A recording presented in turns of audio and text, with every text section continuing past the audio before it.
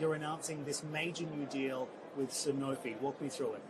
Sanofi is a wonderful company. It's in the top 10 pharma companies on the planet, and it's one of the companies leaning in most heavily in the use of AI across all the company. They have many interesting ways that they're using AI. In our case, we're working with Sanofi in terms of new biomarkers.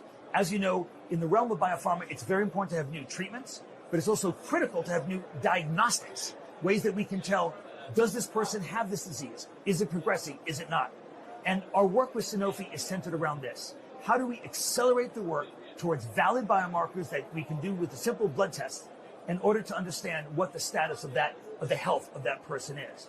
Using this kind of AI, quantitative AI trained on physics, chemistry, biology, pharmacology, that's the AI that we at SandboxAQ have. This AI can now help Sanofi get to this goal faster, less expensively, but most importantly, with more impact for the patient. Okay, so what's the end goal of this new partnership with Sanofi? And I guess critically here, because you are dealing with health markers, you're dealing with the health industry, how do you ensure the accuracy of your AI models? It's a great question. What we see is an iterative loop. We develop it inside the AI, of course, but always, in every single case, we then validate it in the actual experimental lab.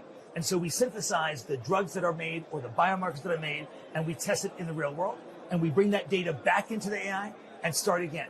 This iterative loop, which actually is very, very fast, it just takes months, not years, really allows us to get these drugs and therapies and diagnostics out very, very quickly.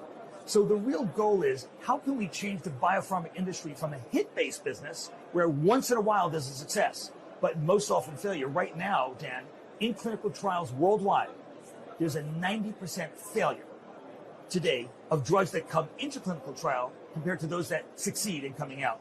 We want to change that number dramatically.